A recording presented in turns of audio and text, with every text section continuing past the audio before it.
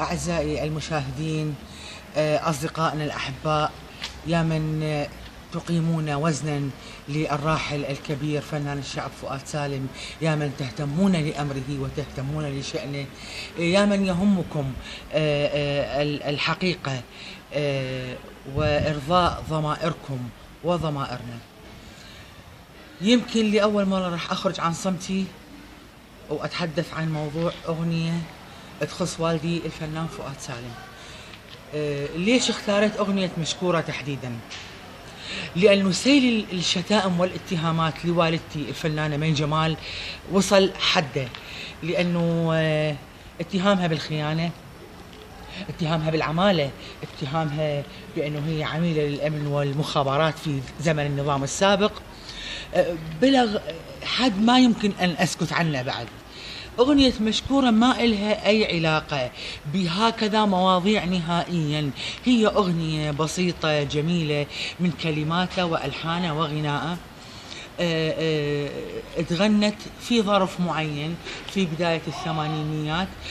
كنا ساكنين بالكويت، صار عندنا ظرف عائلي، رجعنا من الكويت، توفت والدة والدتي اللي كانت عمية ومقعدة، فهذا مضطرنا إلى العودة من الكويت إلى العراق، ثم بقينا في العراق، ما قدرنا نرجع مرة ثانية للكويت لأنه لقينا روحنا في القائمة السوداء ممنوعين من السفر. هذا باختصار اللي صار.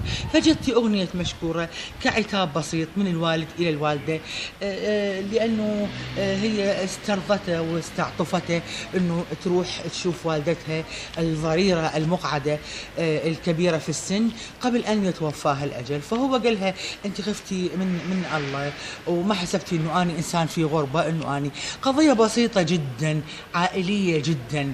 المفروض فؤاد سالم يتمتع بشيء ولو من الخصوصية، يعني وهو في تربته ومي جمال في تربتها. ارحموهم، ارحموا من في الأرض يرحمكم من في السماء، ارحموا سمعتهم. يعني لو كانت مي جمال بلغت عن فؤاد سالم، شنو النفع اللي كان حصلته؟ لو كانت مي جمال بلغت عن فؤاد سالم، هل فؤاد سالم مو ابن عائلة كبيرة بحيث أهله ياخذون موقف من مي جمال وعلى الأقل يسحبون بدهم اللي هي آني من كنفها ومن تربيتها؟ ارحموهم رجاء. القضية أسهل وأبسط من ما تتصورون. القضية قضية إنسان عاتب إنسانه في أغنية، الأغنية نالت استحسان الآخرين وأخذت هذا الصدى الواسع، لكن اتهام ما أسمح به نهائيا، اتهام لهذه الإنسانة اللي عاشت وماتت هي محبة لفؤاد سالم، عذرا يعني ما أقدر أتقبله بعد. بالنهاية أنا أشكركم جدا وأشكر تحملكم وأشكر صبركم وكل الشكر الجزيل لحضراتكم.